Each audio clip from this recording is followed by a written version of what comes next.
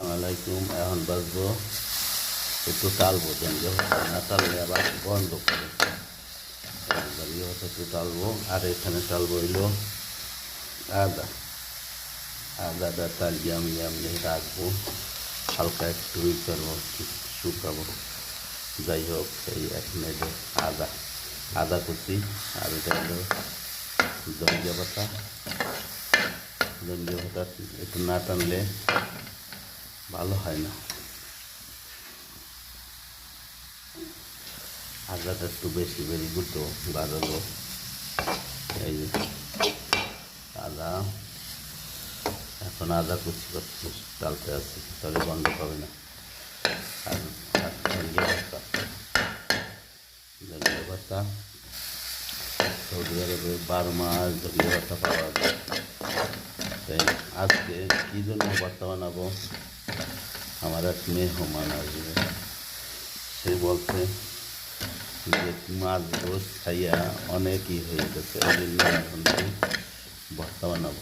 যে মাছ গোস তো বহুত খাইছি, তাহলে আজকে 2-3টে ভর্তা বানাইছি। আলু ভর্তা, বেগুন ভর্তা, তারপরে মাছ ভর্তা, কালো জিরা ভর্তা, তারপরে দেবো এই যে সেই টমেটো চাটনি বানাবো। টমেটো সবই বানাবো আস্তে আস্তে। যাই হোক, এই যে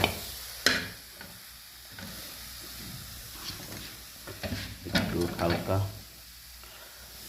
লাগিয়ে গেলেই সব লাগিয়ে সেরিয়ে সব কিছুই আজকে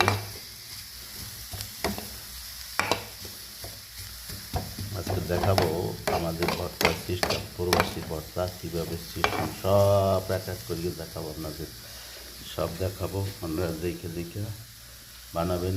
আর সবাই দাওয়াত রইল আজকে, যে একটু আমরা কি কষ্ট, অনেক কষ্ট সৌদি আরবে বিদেশে, তারপরে ফাঁকে আজকে মনে লইল যে একটু ভর্তার প্রোগ্রাম করি। হালকা ভর্তার প্রোগ্রাম করি, যাতে ভর্তাটা আপনাদের সামনে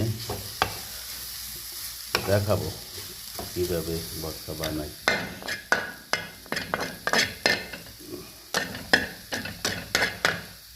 ধনিয়া হয়ে গেছে, ধনিয়া এখন নামাবো।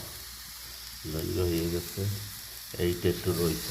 আদা কুচিতে একটু বেশি সময় লাগে, এটা